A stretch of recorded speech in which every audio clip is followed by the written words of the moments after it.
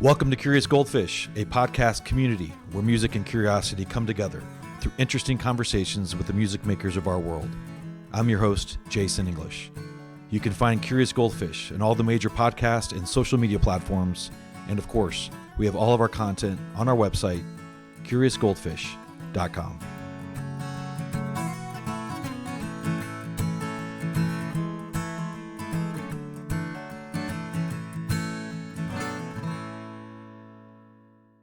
Wes and Ocie, I really appreciate your time. It's an honor to talk to you guys. How are you guys doing?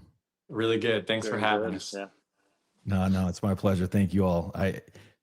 You guys might be the busiest brothers in America, but also the busiest band. So I have a bunch of questions. Obviously, the new album's out. I'm gonna get to that. Since hopefully it's still fresh in your mind, and it might be fresh in your mind for another 30 years, I do want to ask you about the Grand Ole Opry. Oh, that just happened, I think, a week or two ago.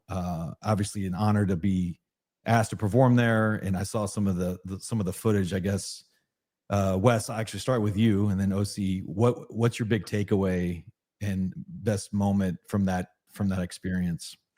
I mean, just like being able to talk with the people that work there and then some of the other artists, it's just like, I think it was really, I personally just felt really honored to be there and to be able to walk on the stage. And like, I think growing up, I never really knew like what the Opry was and like the history or anything behind it. And so just being able to learn all that, we did a tour a couple of weeks back, and then after they asked us to come play to have our debut, and yeah, just learned a lot about it. And then like being able to actually play there, it was really special. So yeah. Ocie, what about you?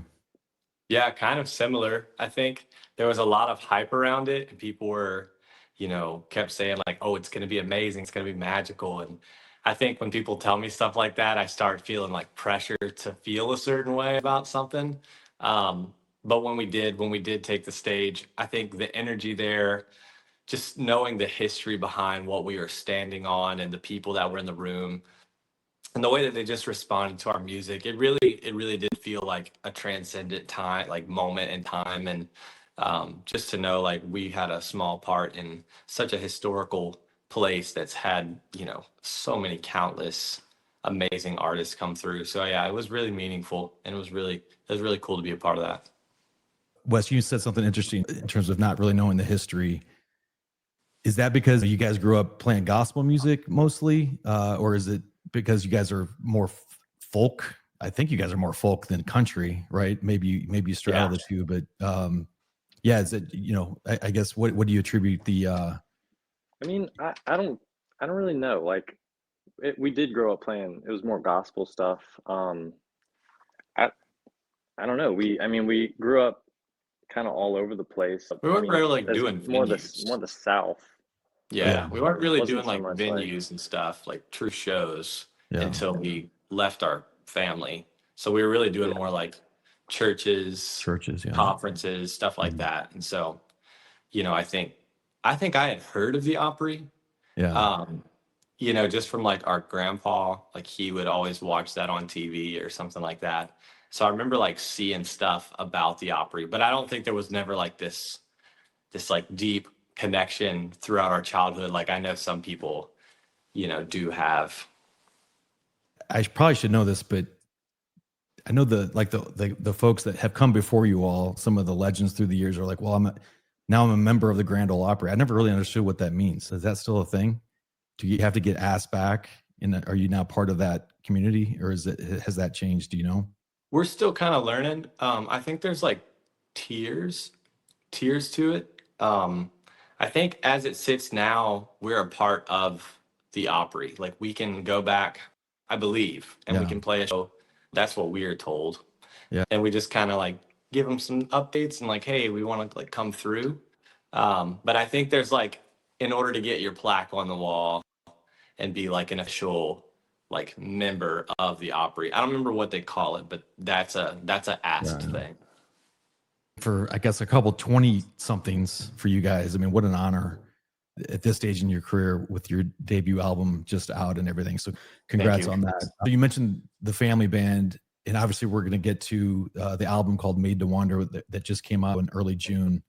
But the family band's interesting for me because, again, when I think of family bands, I think of the Jackson Five and the Jackson family with Michael Jackson and, you know, Janet Jackson, and others through the years. And actually somebody I interviewed earlier this year, I don't know, do you guys know Jessica Willis Fisher at all? Do you know who that is? That sounds familiar, but I don't know. She was, off the top of my head. she was part of, they called it the Willis clan. Okay. And they had a reality TV show, and she's played the Opry now a couple times as a solo artist. And I think she played as part of the Willis clan. But anyway, the family band is interesting because, you know, again, to generalize, the predominant sort of story, I think, with a lot of those folks is a very sort of controlling, authoritarian father that's minding everything, controlling everything, and then the, you know, the Jacksons have that whole history, and Jessica talks a lot about it, and there's a whole story with Jessica's story on why she left, and it's kind of sad. But I guess if you look back at your family band experience, take me back to when you were growing up, because I think you've been playing music since you were 3 or 4 years old. Yeah, I mean, I think looking back, it was something that everybody outside, even outside of our immediate family, in our family, just like everybody's just involved in music. You know, I wouldn't say either of our parents were really like authoritative like that. I think our parents always pushed us to like pursue something we cared about, and music was like something we just did. You know, like this is what we do, but that doesn't mean that's all you do. Like you can explore and try things. And so our parents were always like really pushed us to like live life for ourselves and to like visions for ourselves. And I think it just happened because there's quite a few siblings. There's 6 of us all together. Right. You know, like when we moved out of the family band, I think that's what really pushed us, because we all moved to the same area, and I were the ones that were kind of like, no, we actually want to like keep doing music. But yeah, it was interesting. You really learn how to like live in it when you live in an RV with that many people. Right. You know, you just get good at figuring it out, I guess. Yeah. Wes, what are your memories of traveling and that whole experience? Because it's probably not dissimilar to you know, what people would consider a normal childhood, right? Yeah, yeah. I mean, looking at it now, it's definitely not like a normal thing, but it was, you know, as a kid, like that's what the normal was Yeah. for us, you know. We just played at churches and traveled to different churches and played, and yeah, I mean, I wouldn't say it was necessarily hard. I think it was I personally enjoyed it. You know, I liked being able to like travel to different places and meet a bunch of cool people. I think the hardest part is like meeting people that you can't like kind of stay friends with, I guess, because Yeah. you know, you would settle down for a week, we would play music, and then we would go to the next location, and all those people we meet kind of, you know. So I think that was like the only hard thing about it. Everything else I really enjoyed. I don't mind traveling in an Yeah. RV, you know. So Yeah. Did you guys sing like original gospel songs, or was it hymns or praise and worship? Like what did that look like? I was all over the place. it I was, think yeah, early on, it was a lot more hymns. Mm. And it would depend on the church we were going to as well. You know, we would try to like be considerate of different churches that we were stepping into or different situations that we were in. But we did kind of everything between like regular CCM and like praise and worship and hymns. And then I guess to give you some backstory of our family, when in 2009, we lost our mom to a long battle of cancer. And I think really that's when I think me and Wes and our other brothers started doing our thing for music and not just like the family thing. And we really dove into more like worship music and like writing our own stuff. And a little bit even outside of Christian music. That's kind of when we started personally exploring like our own music journey and not just doing what, you know, we had grown up doing. But yeah, it's kind of over the place in terms of what kind of music we're playing. Yeah. So what, if you don't mind, I'd love to know, because I grew up sort of in the buckle of the Bible Belt in Missouri. So I remember going to church 9 times a week, right? Youth group, all, vacation Bible Yep. school, church camp, the whole thing. I guess, where are you guys at with your faith now? Has that continued, or is it not so much? Probably, traveling, playing hymns and praise and worship music. I think it's there in a way. For us, I think that's more of a personal thing that we kind of keep to ourselves. It's just not a part of business. So to give you also some backstory, we were trying to do a band in that scene, and we were just kind of faced with some harder decisions in terms of like like building a business off of people's beliefs and Right. people's emotional connection. And so I think like one of the reasons we stepped away from that was just to kind of be like, hey, to us, it's not why we do music. It's also not like why we do art. And our art is really just about getting people to ask questions and like learn to find what they believe and what they think for themselves, not because we believe this or that, because I think a lot of what we grew up believing, for me, I know has changed a lot from like what I believe now. And I think that's what it means to be human. You grow and you learn more and you change what you believe. No, Yeah, but I can't speak for Wes. Yeah, So yeah. Wes is, Yeah. I agree with all of that. I think it's just a very personal thing that like one on one, let's have a conversation about it. But I don't think it's something that I, tend to like Yeah. force, on people. So Yeah. Yeah. No, I totally respect that. I think you guys made the complete right decision. The faith question for me was just interesting, and then we'll move on to the album. I grew up in the Midwest, and I'm in my early 50s. I'm still debating, grappling, questioning things that I learned as a 10-year-old, as a 16-year-old, as an 18-year-old, And so everybody's on their own journey. And I think for you guys, having the opportunity probably to pursue that industry in Christian music, and then not, I respect your all's decision, and you'll reach more people, and you'll probably make way better music than you would with the alternative. I think so. Right? Okay, good. All right. So speaking of good music, the album Made to Wander. So I think I saw in another interview where this was inspired by that time. I think you guys left the road soon after your mom passed and got off the road. I think I got that right. But I guess, how long have these songs been in your mind, Ocie? Because I think you wrote the majority of them. Yeah. Some of these songs have been written for a while. I don't think any of them were written while we were still on the road.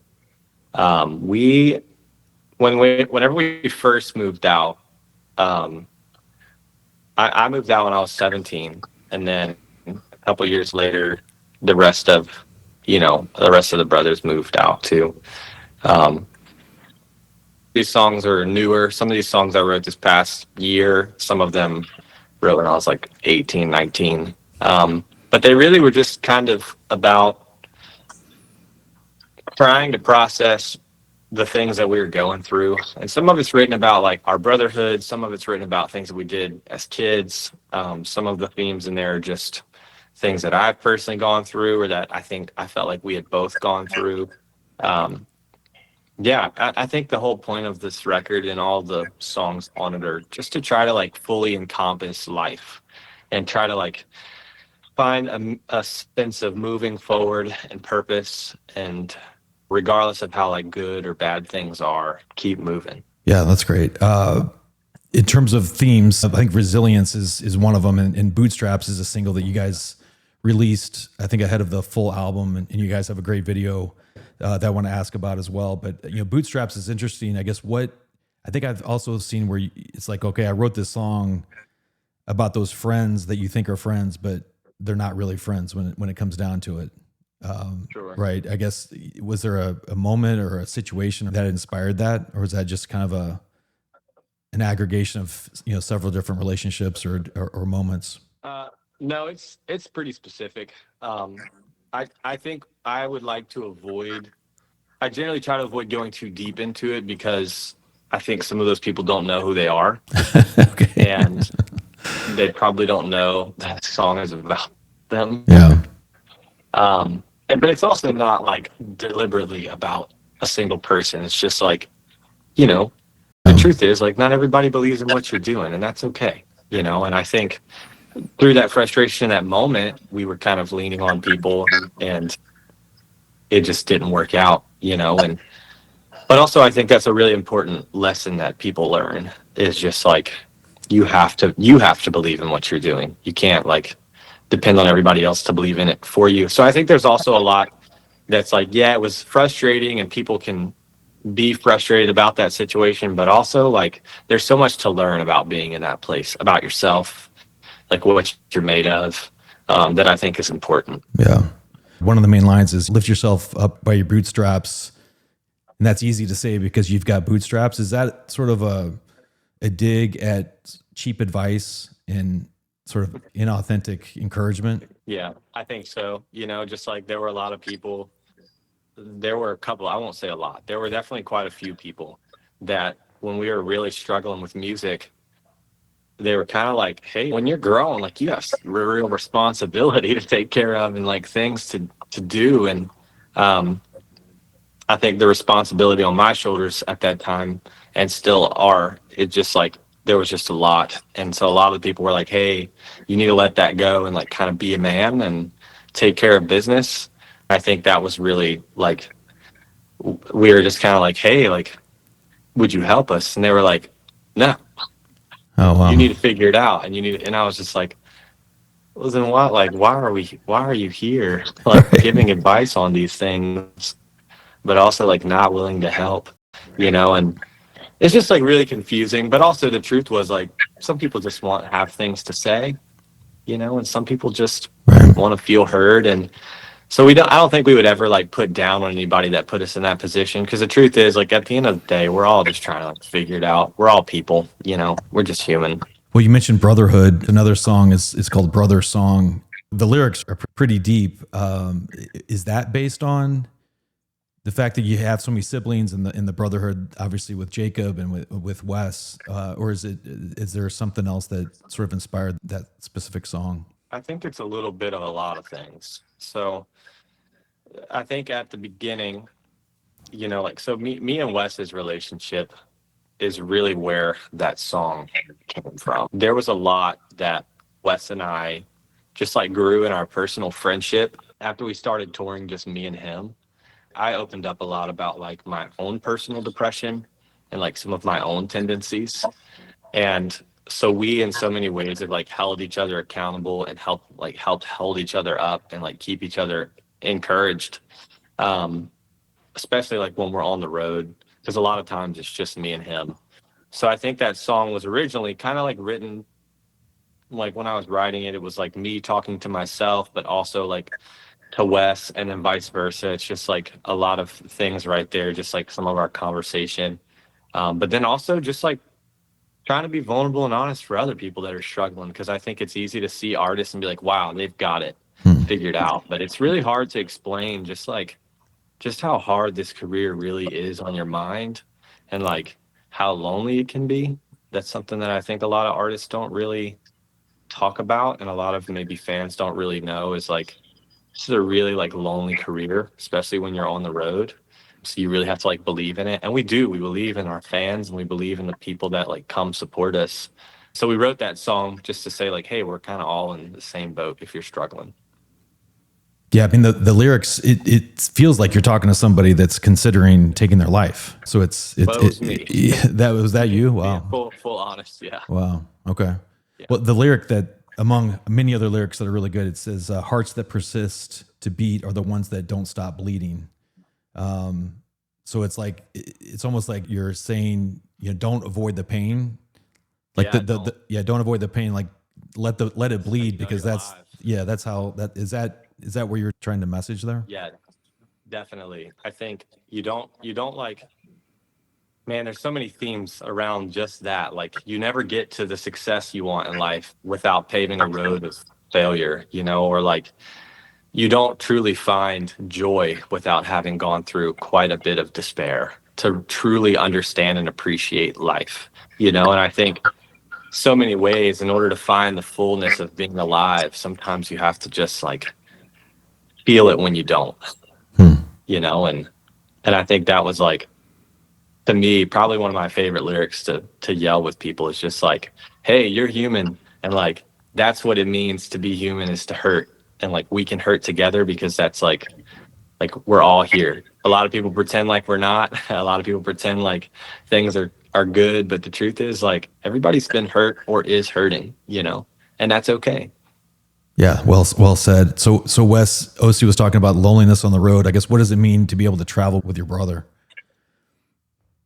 What does it mean to be able to travel with my brother? I mean, Don't say that stupid to me.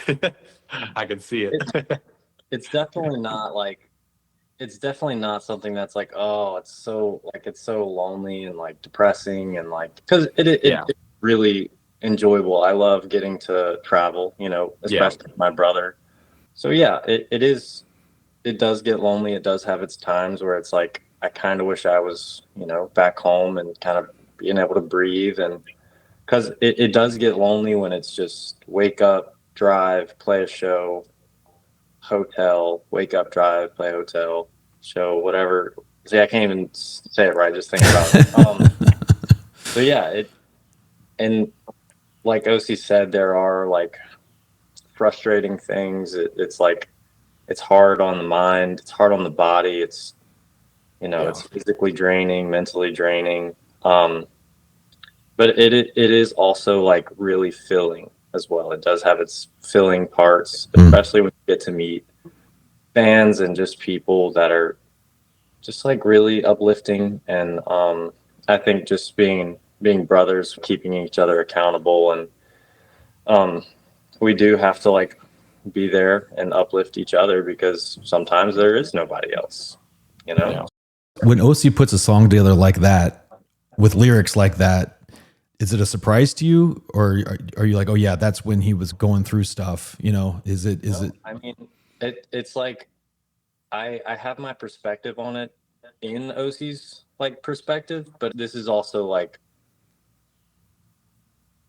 as much my song as it is Ocie's. Not that I Yeah. wrote it, but just like, I can put my perspective on that song because I've gone through those things, and I'm still going through those things. And Yeah. I think other people can do that as well, and really really connect with it. So yeah, because I mean, it's just life. Yeah, it's life. Yeah. Everybody goes through stuff, and it's what you kind of do about it and how you grow from it that is what's meaningful. So Well, I mean, credit to both of you and Ocie, for being the vulnerable lyric writer. You guys managed to take some fairly dark topics and themes like anxiety and overthinking and some of the stuff we've already talked about, and create an album that is easy to listen to from start to finish. I mean, this Made to Wonder album is a joy.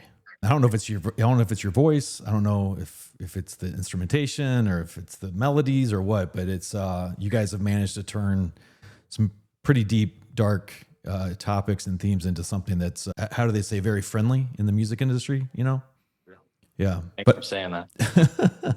Yeah, I wanted to ask you about the song "Good Days."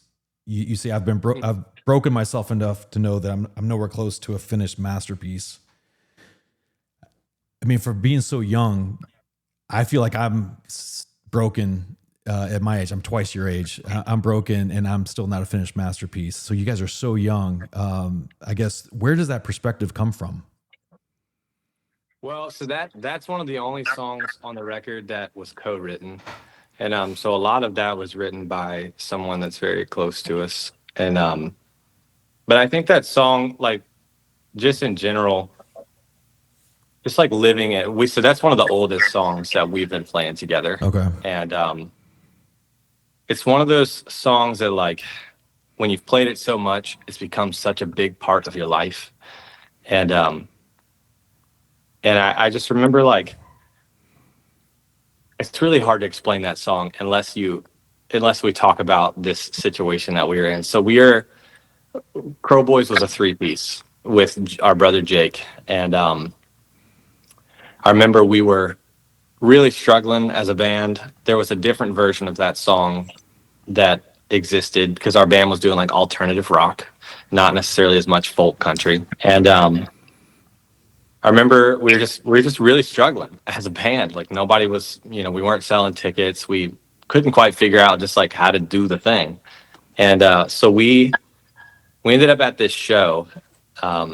Actually, before I say that, I think our mindset was always like, even if there were two people, a show was worth playing because it was really just like about people. However, we got to this show and gave out free stickers on the side of the road trying to get people to come in, and a bunch of people came in to like watch the opener. And then as soon as they finished, everybody left. And I mean everybody. And so we were standing in this courtyard, small courtyard, and there's not a single person back there. Like no workers, no bartender, like nobody that was a part of the venue. Like there was nobody there. It was literally just us three. And we took that moment to sing that song Good Days, because that song's really just about like no matter how difficult or how bad things get, like you're always still going to look back and think like, wow, those were the good times. And in that moment, I think that was the most frustrated all three of us have ever been unanimously. Like we were just so done because there was like nobody, it's like our heart is for people. So even if like there's one or two people there, like we're there for you. So we turned all of our mics around and we just played the song to each other. And I guess also some more backstory. We were in the studio really struggling to record that song. And I just didn't feel like the meaning of the song was fitting with what was being done in the studio. And our producer was like, hey, see how far Jake is, because Jake wasn't a part of the record. And he was like, see how far your brother is. Call him and just see what he's doing. And we called him, and like within 10 minutes, he was at the studio. Oh, nice. And everybody, like you could tell the air was changing and like this was about to be something special. And so we got in there, and he hasn't played it with us in like a year and a half at this point. He's like, I don't know if I can remember it. I was like, well, let's just get in there and try it. And he recorded it first take. It was like, I think we took like 4 takes of the song, and that's what we ended up with. Like the song was done. And, but yeah, just like that song is just such a core part of who we are. And it's just about like, again, like no matter how bad things get, because now we look back at that and we're just like, wow, remember when we did that? Like that was so good. Like That's so good. I'm so glad that's a part of our story, and like so glad that we got to go through that together as brothers. That's so cool. Well, again, there's some dark themes and things like that, but that song and then the song Lucky to Be Alive, I mean, it's a complete sort of pivot. I guess you're never out of it, but are you in a way better place than you were when some of those songs were written? Yeah, I think so. Lucky to Be Alive is like a special song in and of itself. It's just it's a mosh posh of a lot of different perspectives. The song is really kind of about like trying to find, very similar as Good Days, just like trying to find purpose and remembering that this is a special moment in the middle of things that are tough, and like just little things that remind you like, wow, you're lucky to be alive. Yeah, I'd say though, like, I don't know. It's hard to say because you never know when you're in like truly in a good or bad place. You're just in a place. Like I think a lot of people see where we're at right now, and like some days we come home and like, I don't know, some days are really great. Some days, like I'll be honest, today has been kind of not an all right day.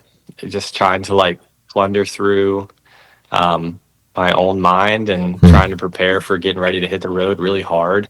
It's just like that can be a lot for me I just feel overwhelmed, but I'll probably wake up tomorrow and feel amazing. Who knows? So I think it's just like understanding yourself, and it's all over the place. The songs are always changing, and what they mean, and also where we are in life is always changing, and what that is.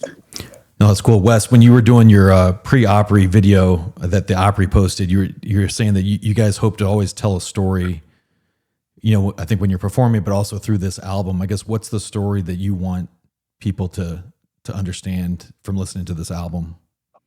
Yeah, I mean, yeah, definitely. Like I want to be able to portray like emotions and feelings, and because like I never want to get to a place where we're just putting out music just to put out music. Yeah. So definitely I want to tell a story, and I want people to be moved, and like I want to inspire, and want to be able to just like honestly sift through my own feelings through the music as well. And yeah, I think to be able to like inspire people and to be able to give people a different perspective on life, I think for me personally, that's like the baseline of kind of why I do what I do. So, Yeah. Awesome. Well, thanks for sharing that. So just a couple more topics. This reminded me of what the Lumineers did a few years ago with the Ballad of Cleopatra. I don't know if you guys are familiar with the Lumineers, but I want to ask you about 3 of your songs on the album. I think it starts with Bootstraps, and then Bonfire in My Soul, and then Debris. You guys have made 3 music videos. So they're really cool. I guess, what was that like? Are you guys comfortable acting? Because I was like, okay, these guys did pretty good for. I don't know if you guys have acted before. I love it. Did you have so much fun? Yeah. I haven't really done it before, but that was, I mean, I could tell kind of like going into it, I was just very excited about doing it. So I was excited to do it. No, that's great. Wes, what about you? it was so much fun to like kind of be on the other side of watching a movie, like actually being in the, well, I say movie, it's in, a short video. It was really cool to just kind of see how everything worked. And then to see the finished product is just like, it's awesome. I love it. It's awesome. Yeah, I think I saw you guys came up with a storyline. Where'd that story come from, and what's the gadget? Is that like a time machine, or is it like a? Yeah. Is Hold it? on, I got it. Do you have it? All right, cool. Yeah. You got to give it like a proper name. Yeah. What is that? So it's just kind of like this device. We're still trying to like develop some of the lore around it, but basically it just, you spin it and it lets you jump like a minute or two back in time. And so that way you can like fix things or correct mistakes, but the cost is, what you see in the music video. So That's incredible. But yeah. Show them how it works. Yeah. All right. You ready? Let's see it. Let's do it. All right. Perfect. No, that's cool. How'd you guys? Is that something you guys were like? Oh, let's come up with this idea instead of just doing a music video. Like, how did it come to be? I mean, I feel like we were writing. We had this idea before it might have been kind of in the middle. We had this idea of writing stories about two brothers that just go on adventures and like learn life lessons. I think we came up with the idea, and then we're starting to write things about it before things worked out on social media for us. And we kind of had to put it to bed just because there was so much going on with music. And they ended up asking us like, hey, what do you want to do about music videos? And I was just like, first and foremost, I don't want to sing in a music video. I think that's so, it's not bad. So basically, they're like, we want you to make this music video. And I was like, I want to make something that's completely new. And so that was, I think, the initial idea. And we were both in the van. We're like, dude, we should make like a short film, one long story, and just with no music, no singing. Like, you wouldn't even know it's a music video if you took the music out. And everybody was like really like on board with the idea. And I was like, okay, let's just do it. So we sat in the car and we listened through the record, and we were like, okay, what 3 songs do we feel really like flow into like an idea? So the music video is actually the setup for the beginning of the story. So it's not actually the story. It just opens the door us writing a more full-scale story that hopefully we'll be able to eventually put out. No way. There's more to it, huh? Yeah, that's just the setup. Dang. That's cool. You know? So your love interest, was that an actress or is that somebody in your life? That's a friend of ours. It's here from, in town. okay, I was like, okay, good. Yeah.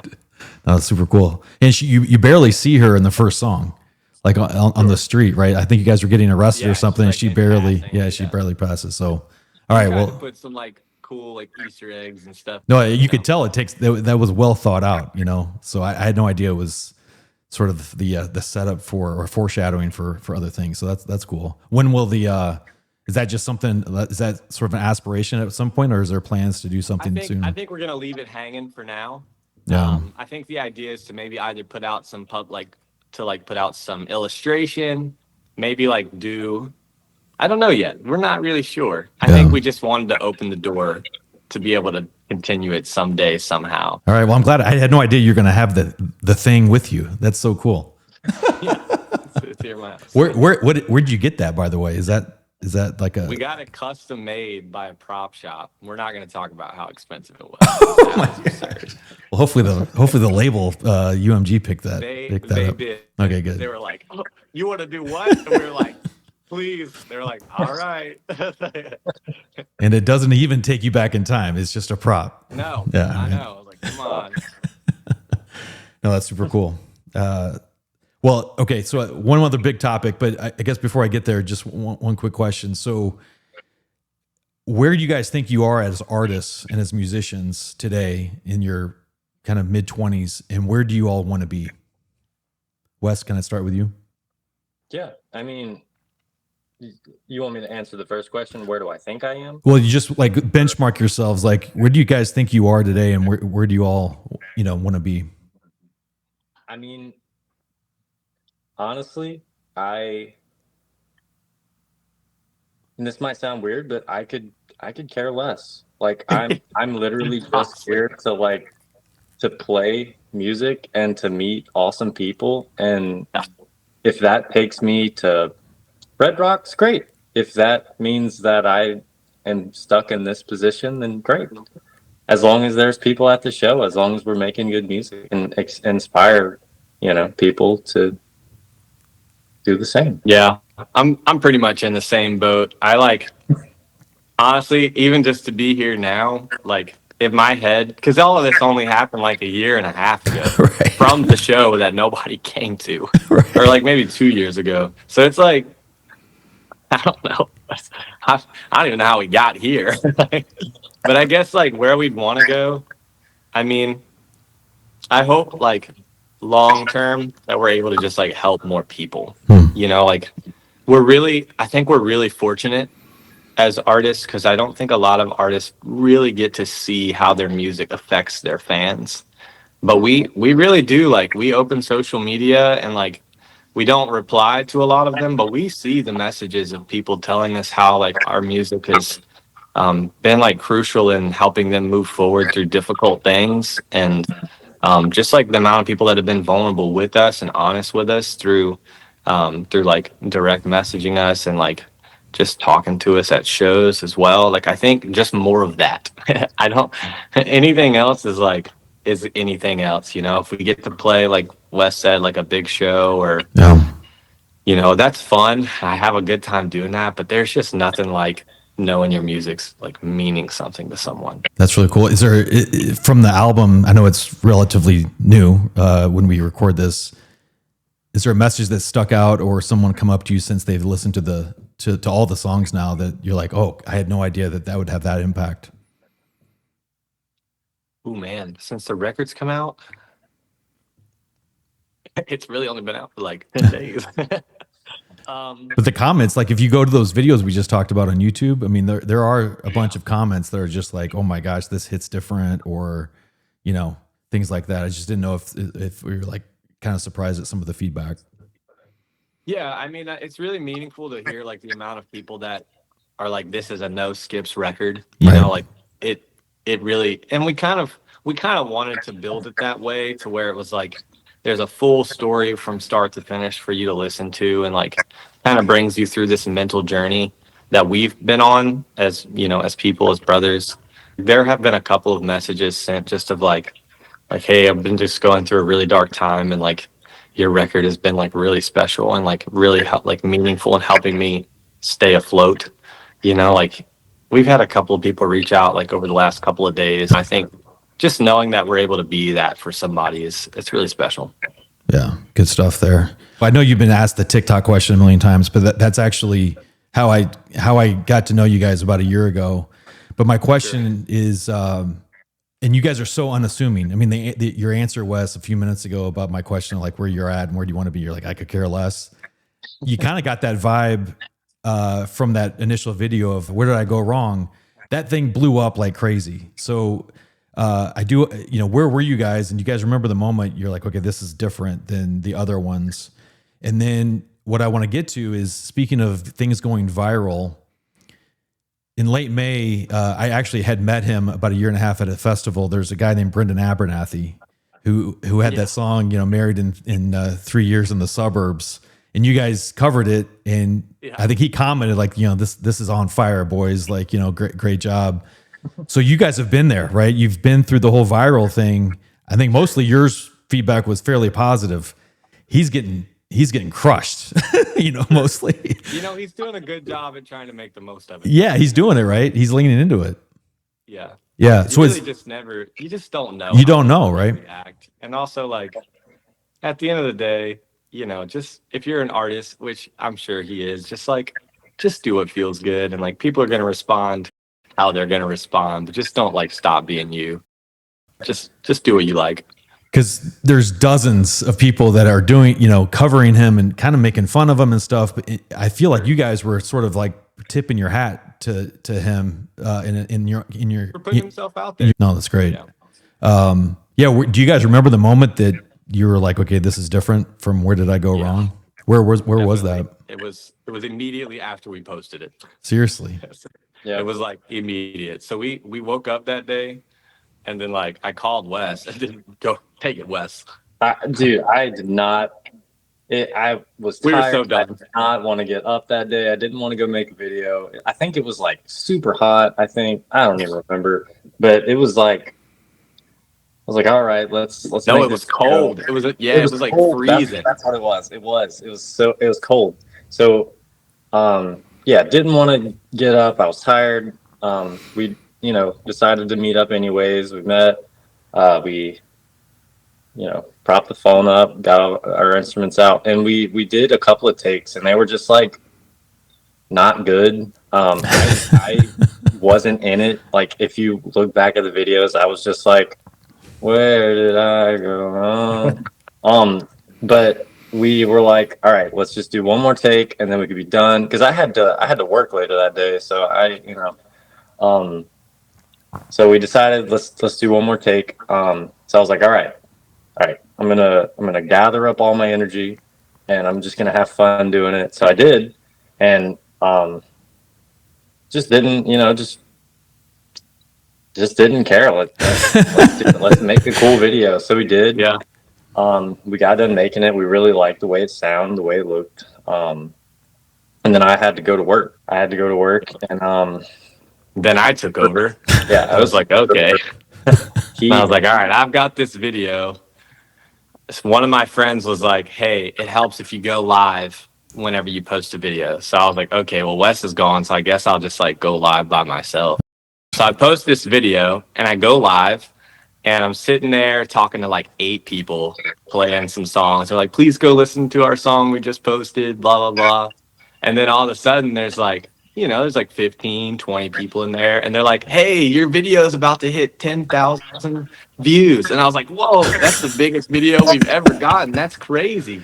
And then the numbers kind of like kept going up. And then they started doing a countdown to 100,000 views. And I was like, it's only been out for like 10 minutes. Like, oh my gosh. What's happening? And then I was like, hey, thanks for 10,000 views, like 10 or 100,000 views. This is an incredible moment. Like, this is really cool. This is really meaningful, but I've got to go to work too. So I left and I go to work and I like am on my way to work and I like keep refreshing. I'm like, oh my gosh, it's just like moving. And like people are following us. People are watching all our other videos. And I like call one of my friends. I'm like, hey, I don't really know what's happening, but something's happening on TikTok. And he was like, what do you mean? I was like, I don't know. Just go look at it. And so we ended up waking up the next morning. I think it had hit 1 million views in the middle of the night. And we woke up to just like, just constantly moving. And then over that month of it going out, we were supposed to open for a band on tour. And because of that video, we ended up selling out most of the shows or upselling shows. And then they made us have to be the closer for the tour. And then over the next couple of months, the video hit like 10 million views. Jeez. Everybody had reached out wanting to like talk and like get to know us in the industry. And we were really fortunate to already have people kind of in our corner that weren't working for us yet, but they were a part of us. Like, we're really good friends with the Revivalists, and their team was here. And so like, we were like, hey, do you guys want to just be a part of this so we don't accidentally sign or like start working with somebody who's sketchy? And they were like, yeah, we got you. And I was like, cool. So we're really fortunate to have people in our corner like that. But it was an overnight, like, changed everything about our career. I mean, that story is so you guys, because it's you did this most unassuming video, it sounds like, where you guys weren't in the mood, and then it so totally done. flipped. We've been making videos like every day for like months, because they were like, you just need to build a following. And we were getting like 100 followers every week. So we were like, okay, well, that's 100 followers a week. In 1 year, we'll have 5,000 followers. Like, let's just keep going. Or, you know, I don't know. That's awesome. I don't know. Well, it gives people hope that if you're authentic and real, that there's still a market for it, you know? So that's awesome. Yeah. All right. So last question I ask everybody this. So this thing that I'm doing, it's a passion project, right? And it's inspired by Ted Lasso. Did you guys ever watch Ted Lasso? Yeah, I know who that is. Yeah. So it's be curious and then, be a goldfish. And so I just kind of put the two together to do the Curious Goldfish. But so it's about positivity, leadership, and empathy and vulnerability and some of the things we've talked about today, but primarily curiosity. So I guess at this point in where you guys are at, and Wes, I'll start with you, and then Ocie, you can end it. Wes, so at this point, what are you most curious about? Like, what do you mean? All right, so I'll give you something. Don't overthink it, Wes. Some people, don't overthink it. Some people are like, oh, aliens. I'm like, okay, that whatever. Other people are like, okay, from a music standpoint, I'm curious about blah blah blah blah blah. Other people are like, I'm curious about So it could be about music, it could be about life. But when you wake up, like, is there something that's kind of gnawing at you? Like, I'm curious about that. I think, man, it's kind of hard to like figure out how to put it into words. I think like I've always loved like exploring in nature and like just forests and weather and trees and stuff. And I think I don't even know what I'm trying to like say, but I think what I'm curious about is You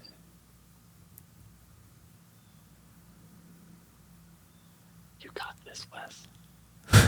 I've stumped him. I've stumped Wes. it stumped me. I'm curious about a lot of things. I just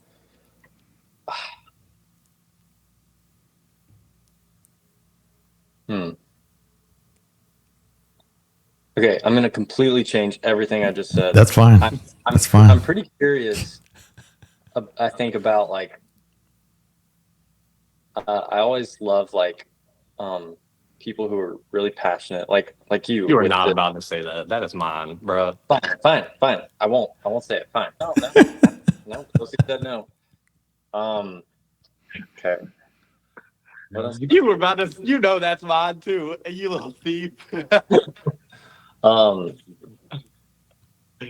I can change mine though. I'm curious about a lot of stuff, but I remember all the stuff I'm curious about.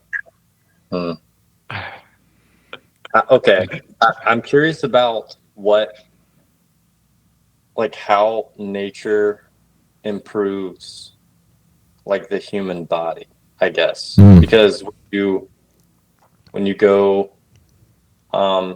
like when if you submerge yourself in water, that's anxious for some people, but for me personally, it's like a very calming feeling. Like it makes me feel at peace. And then if I like stand out in the sun, it's like I feel energized and I feel very like calm and like just like ready for whatever might come my way. And then walking barefoot through the grass, just like I feel, I don't know, just like what, like does that play like some sort of like healing part in the human body? I don't know. EMF, electromagnetic fields, astrology. All right, Wes. Good. You recovered. Good job. Good job. That's good. I'll say the one that which I honestly, I do think Wes and I both. So I guess he definitely could have said this because we both, I think, are this way. But we're both just like really curious about like what makes people passionate about like, or like what makes people excited about something that they're passionate about, or like why are they passionate about something. I think it just makes us excited about whatever it is, or more excited to like see things in life. Yeah, I'm really curious about like how things that most people would say are like every day, like things that we pass up, like how they came to be. You know, like kind of going off of the passion thing. Like I've met a couple of people that are just really passionate about the most boring things. But they're really passionate about it, which makes me excited. Like I met this guy that was so into like how you make bricks and how you like build a brick house. And I was like, that I don't care. But the fact that you care about it so much gets me so excited. And now I need to go look up things about bricks. You know, like I think I've just always been curious as to like how things ended up as far into like where they are. Like how do you make a phone? You know what I mean? Like Right. what's the line all the way back to like throwing rocks at each other across a field? Like how did we get from there to here? You know, I'm just curious. And I just think people are so like cool. So it's cool to like hear people's like passion and then like where they want to take it to, or like what they're trying to develop, because that's how you get to wherever that next thing is. I think people are so cool. Great answer. All right. Well, I appreciate that. So, Made to Wander's out. The Crowe Boys, you guys are on tour in Europe, which is amazing. Yeah, How many of your TikTok followers are in Europe, do you think? a lot. A lot. All right. So Yeah. you guys are looking forward to that, I'm sure. Yeah, unfortunately, most of it's sold out at this point too. But That's not a some of it's surprise. not. So Not a come surprise. hang. And you got shows in North America this summer, and then some. It sounds like you're also planning stuff after the European tour into next year, right? Yeah. I respect you guys so much for just your outlook on everything, and especially the music. I mean, it's something between the instrumentation, the voice, Ocie, the songwriting, your whole thing. So I wish you all nothing but the best. I hope to see you again soon, and be safe. And I really appreciate your time. Yeah. Thanks for having us. Yeah.